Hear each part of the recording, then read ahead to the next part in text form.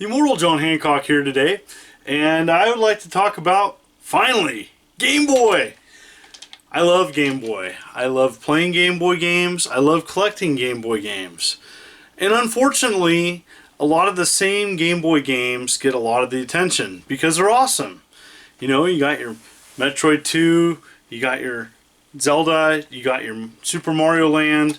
You know, those are the games that people talk about. Kirby, Kid Icarus, you know, the ones Nintendo made. But the truth is, there's a lot of obscure titles out there that don't get a lot of attention. You know, don't get me wrong, the Nintendo classics are amazing. But the Game Boy had so much to offer, it's easy to get overlooked. The games get overlooked that are pretty fun to play.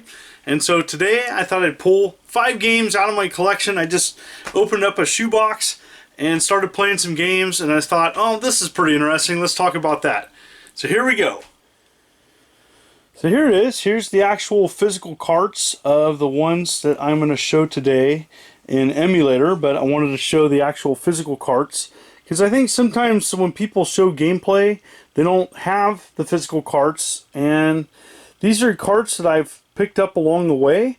And again, this is Metal Masters, and I always thought, you know, when I saw these games, these games, my uncommon radar was going off, and I'm like, oh, I'll pick it up. And typically, if you find loose Game Boy games, they're not too expensive. You know, typically they're in a group. And this is Dexterity. This is a puzzle game I'll show today. Fortified Zone. I see this one around a little bit. This is probably one of the more common ones. Again, not a bad game.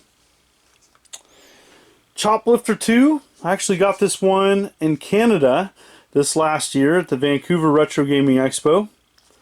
Nice to have in the collection. And Solomons Club. Again, this is an uncommon one, and my label's ripped a little bit, but that's okay. Plays great. Let's check out these games. This is probably the strangest game I'm going to show today, and this is Metal Masters. And what it is that it is a port of a computer game, I do believe. Amiga and Atari ST had a version of this game. And it's neat. It's got, essentially, you start off fighting other mechs, but there is, like, if later on you have levels, and it's got like an actual, like, little bit part brawler, part fighting game, and part mech game. It's really cool. I enjoy it. It's got a really killer intro here, and it's neat. I haven't played a lot of games like this, and again, you know, it's well done, and I love still playing this game. I never really mastered it, but I think it's cool. You know, essentially you fight robots, and you can upgrade your parts. You can choose the difficulty, and as you can see, your robot looks a little bit like if Ed 209 and RoboCop were smashed into one mech on the Game Boy screen. That's right. So here it is. You know, you start off and you're fighting this other robot, and when you beat this robot, you then go on to the next part. You have to do a couple robot fights at the start of the game, and all I'm doing is jacking this robot in the head, and once the body goes down to nothing, you then have defeated it. And you know, there's as the game progresses, the fighting gets more difficult. And what's cool is you can improve your mech and get better parts and stuff. It's really neat. So defeated, you then go on to the next bout. And yeah, so it's a tournament. You got to win. And so then you try to improve. You can do that, and you can go to all these things, and you have 1 credit, so you essentially can't get anything, and so yet you have to earn it. So you exit it and pretty much continue fighting until you get enough parts. Very cool. I like this one, and this is kind of a cool, obscure puzzle game. And yeah, I like it. There's some different modes that you can play. I'm just going to show you the single player mode.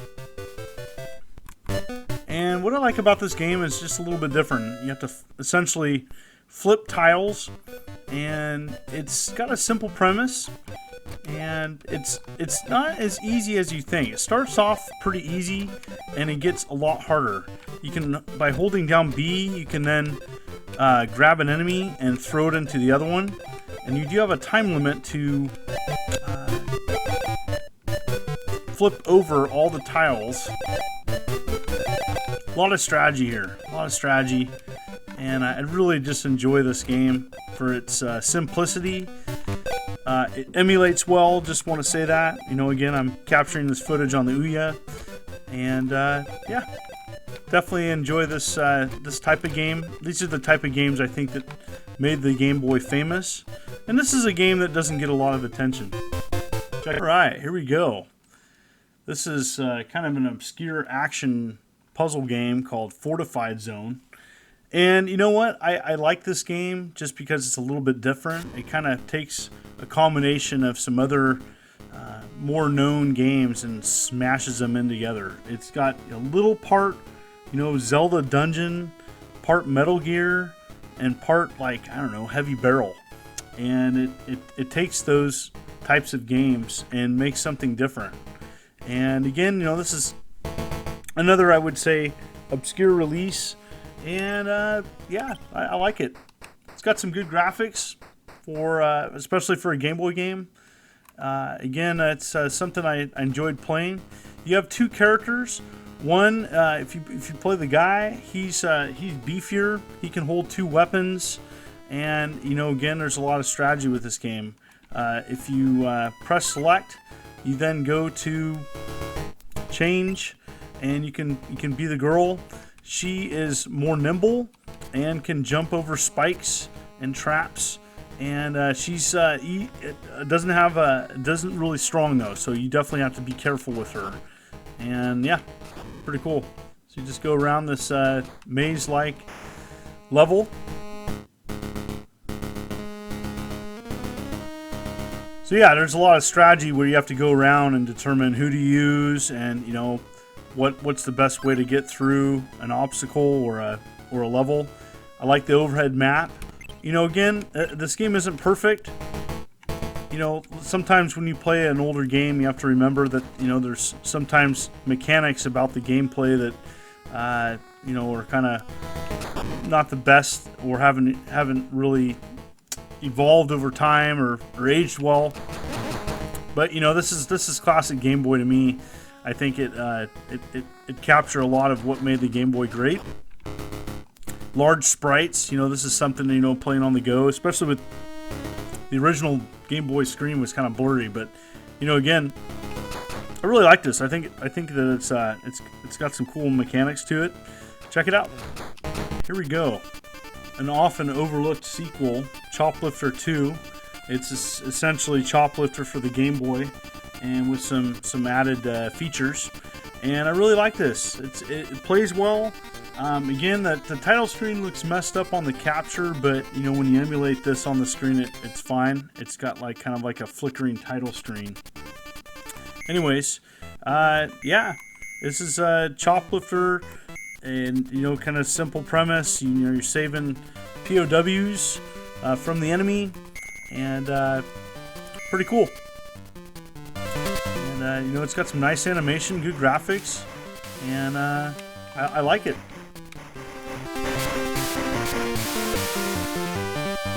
Avoid everything. Oh, don't do that.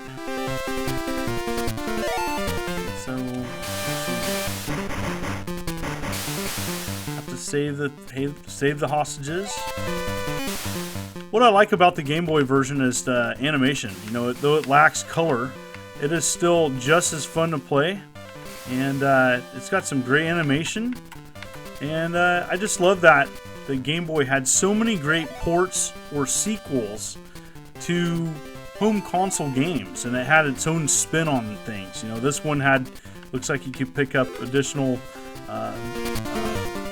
options. Oh man, hit the bird. Oh man, I got hit by a tank. So it's very difficult, and definitely recommend playing. Alright, this is kind of a very overlooked sequel to Solomon's Key, which I I think it's an underrated gem for the Nintendo Entertainment System among other consoles.